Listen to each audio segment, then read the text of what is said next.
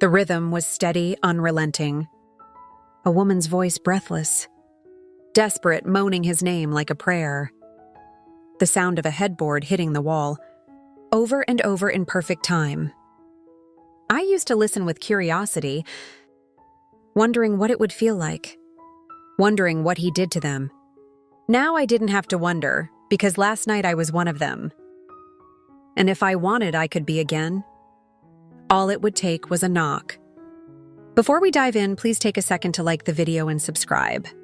It's quick, effortless, and helps the channel more than, I truly appreciate your support. Now let's begin. It started with a murmur, low, steady. Confident, then a woman's reply. Soft and breathless, I couldn't make out the words. But I could hear the anticipation in her voice. Then came the first moan, sharp breaking. Completely unrestrained, the headboard hit the wall. Slow at first, then faster. In perfect rhythm with her gasps. No hesitation, no awkwardness. Just pure, overwhelming pleasure. I lay frozen, my breath shallow. Heat curling through me, this wasn't normal. I had overheard neighbors before. Quick, forgettable moments. But this was something else. And it was happening every night. Different voices, different women, but the same desperate, uncontrollable sounds. I turned onto my side, pressing my thighs together. My pulse unsteady, I should have drowned it out. But I didn't, I listened. And with every gasp that slipped through the thin walls, one thought burned hotter in my mind. What was he doing to them, and why did I suddenly wish it were me? By day, he was forgettable.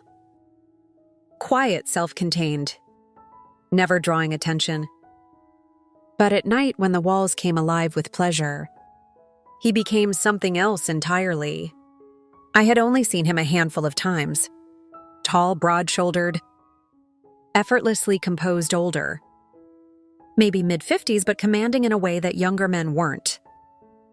Women never stayed long, but they always left looking changed. I tried not to stare when we crossed paths, but I noticed everything, the way he moved unruffled. Assured, the way he spoke low. Deliberate, like every word mattered. And most of all, the way he looked at people like he already knew their secrets. I told myself I wasn't obsessed. But I was, and then one night, I turned the corner and nearly walked straight into him. Up close, he smelled clean. Warm, expensive. He didn't step back, just held my gaze. A smirk tugging at his lips. Thin walls. My breath hitched, he knew. His smirk lingered, but he didn't wait for a response. He just walked past me, his footsteps slow, deliberate. I stood frozen, my fingers tightening around my keys, my pulse hammering in my throat. Thin walls, 2 words. Yet they unraveled everything he knew. He had known for a while. I forced myself to exhale, pretending it didn't affect me, pretending I wasn't burning with embarrassment and something else. But as I turned to unlock my door, I caught at a glance over his shoulder. A smirk, like he was waiting for me to say something. I didn't. I locked myself inside, pressing my back against the door. Heart racing, it was one thing to listen, another thing to be caught, but now it was impossible to ignore him. The next night, the sounds started again, but they felt different now, louder. Sharper, or maybe I was just listening harder. The woman's moans cut through the silence.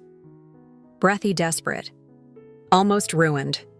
The steady rhythm against the wall was unrelenting.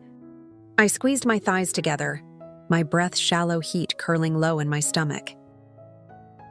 Had he always been this intense? Or was this for me? I turned, pressing my palm lightly against the wall, my body burning restless. I imagined him on the other side, his body moving against hers, his voice low, commanding, saying things I couldn't quite hear. My hand drifted lower before I could stop myself. I let my legs fall open, breath hitching as my fingers moved in slow circles, matching the rhythm against the wall. It was easy to pretend, easy to imagine that it was me, that his hands were on me, that his voice was whispering in my ear. The woman cried out a sharp, broken sound. I muffled my own moan against my wrist. The heat built quickly, the pressure unbearable. My body clenched, pleasure crashing through me in waves. I bit my lip, shuddering, breathless, my pulse pounding in my ears. And yet, even as my body relaxed, the ache inside me didn't fade. I was done waiting. I had to know tomorrow I would make a move. All day, anticipation thrummed beneath my skin. I wasn't nervous, I was ready. Every time I heard a door shut, footsteps in the hallway, I wondered if it was him, if he was thinking about me the way I had been thinking about him, if he was waiting for me to make a move, or if he already knew I would. By the time the evening came, my pulse was steady, my decision made. I stepped out just as he did, like fate had aligned the moment for us. He paused, his gaze settling on me with amusement. Twice in 2 days, he mused.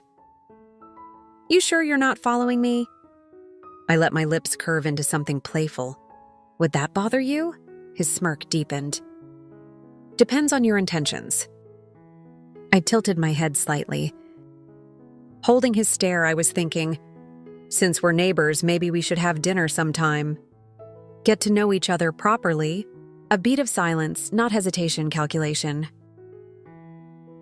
He was reading me, weighing my words, deciding if I understood exactly what I was asking for. Then a small nod. "Tomorrow, my place." He didn't ask, he told me. A spark shot through me, heat curling low in my stomach. Sounds perfect, I turned first, walking away without looking back. But I didn't need to. I could feel his eyes on me the entire way tomorrow.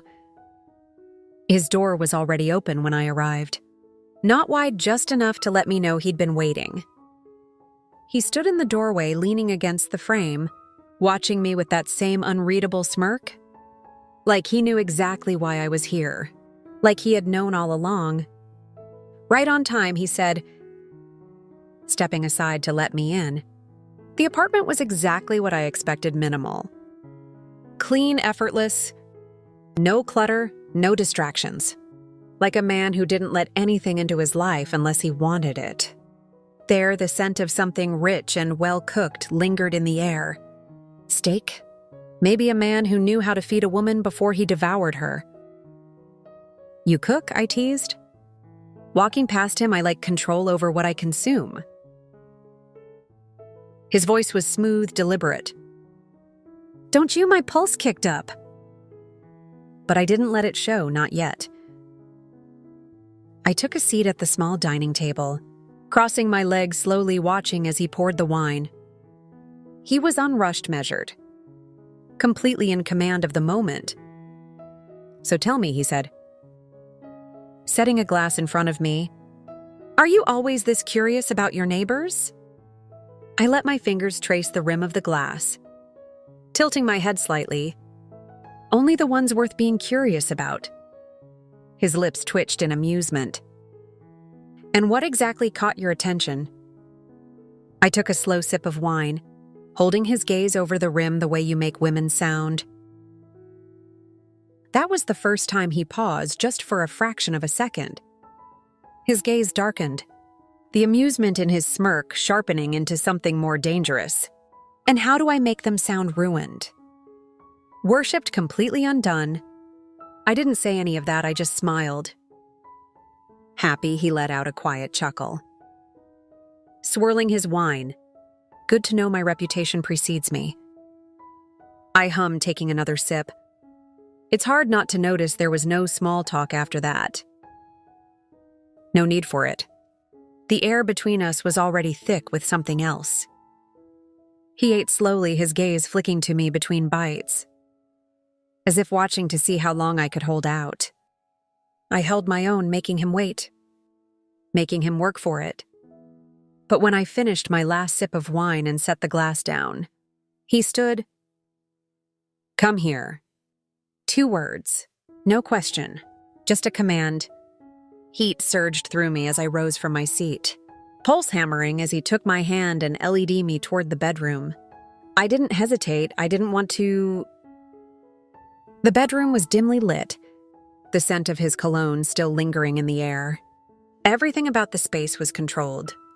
Intentional, just like him. He closed the door behind me with an almost lazy motion, but there was nothing lazy about the way he watched me, like he knew exactly what was going to happen next. I barely had time to process the heat in his gaze before he moved. One moment I was standing still, anticipation thrumming through my veins. The next, his hands were on me firm, steady, decisive. He guided me backward, his grip a silent instruction, his touch confident but unhurried. He wasn't just leading me, he was claiming me when the backs of my knees hit the bed. He didn't push. He just stood there looking at me, waiting for me to decide how this was going to happen.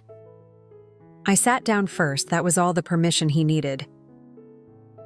His mouth met mine in an instant. Not hesitant, not testing. But taking... The kiss was deep, slow. A deliberate unraveling he didn't rush. He made me feel every second of it, like he wanted me to understand without words that he was in control. His hands slid lower, gripping my hips as he eased me onto my back, his weight pressing me down, anchoring me to the mattress solid grounded. My body was already burning, already restless, but he wasn't in any hurry. He wanted me to squirm for it. His lips left a heated trail down my neck, his stubble rough against my skin. Every kiss, every brush of his mouth was precise. Like he was mapping me, learning exactly where to linger, exactly how to break me apart. Then he flipped me. It was effortless. 1 second I was beneath him. The next I was on my stomach, his hands gripping my hips, pulling me up just enough to arch my back. "Stay there," he murmured, his voice laced with quiet authority. Heat surged through me, my breath catching as his hands skimmed down my spine. Slow and teasing, he wasn't just touching me. He was controlling how I moved. His grip was firm but unhurried, adjusting my position with the kind of expertise that made my head spin. When he finally moved against me, the first stroke stole the breath from my lungs. His grip tightened, fingers digging into my waist as he set the pace. Slow at first, so torturously slow that my nails curled into the sheets. But then just when I thought I could adjust, he changed it. He adjusted his angle, his grip, the way he controlled my movements. And suddenly it wasn't just good. It was devastating. Every movement pushed me deeper into sensation, his control absolute, like he knew exactly when to slow down, exactly when to push harder, exactly when to make me beg for more.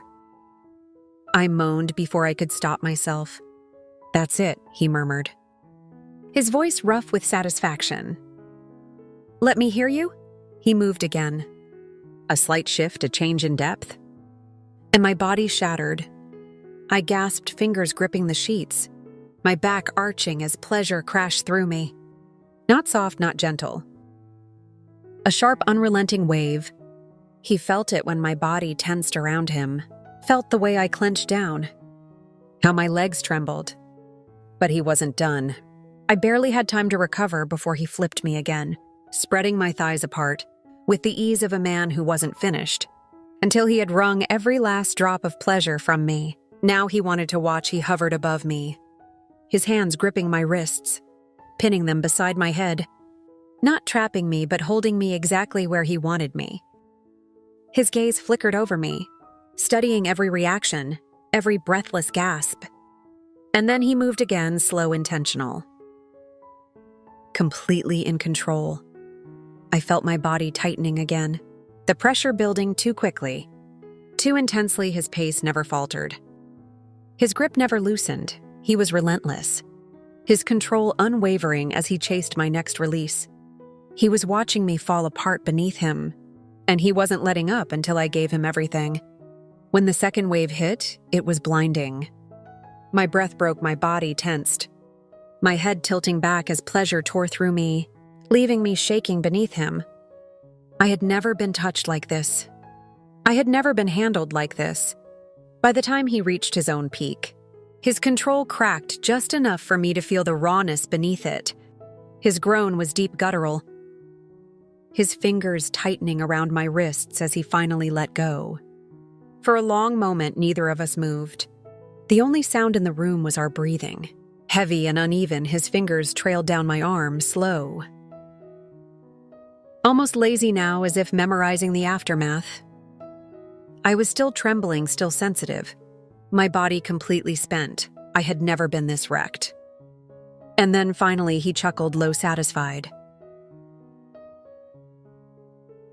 "You were curious," he murmured, brushing his lips against my ear. "Was it everything you imagined?" I exhaled a slow, blissed-out breath. My body completely spent, completely satisfied. A small, contented smirk played on my lips. Better. The first time should have been enough. But it wasn't the next night I heard it again. The same rhythm, the same broken cries, the same overwhelming pleasure bleeding through the walls. But this time it didn't leave me restless. It didn't leave me aching with curiosity or frustration, because now I knew I had felt it myself.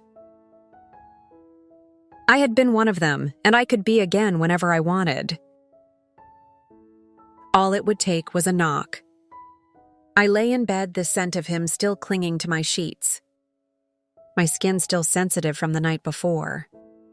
My body ached not from exhaustion, but from satisfaction deep, undeniable. Complete. And yet, I was already thinking about the next time. I turned onto my side, pressing my palm against the wall. The rhythm next door was steady, unrelenting. I could picture it perfectly. The way he moved, the way he owned every moment. The way he could wreck a woman and put her back together in the same breath. The woman on the other side gasped, her voice raw, desperate. I smirked. That had been me last night. And tomorrow it could be me again. I didn't have to wonder anymore. I belonged to that world now. And all I had to do was knock. Every man has a secret to keeping a woman hooked. Some call it confidence, some call it skill. But what do you think really makes the difference? Drop a comment below. I want to hear your thoughts. And if you enjoyed this story, like the video, subscribe, and turn on notifications by clicking the bell icon. You won't want to miss what's next. See you soon.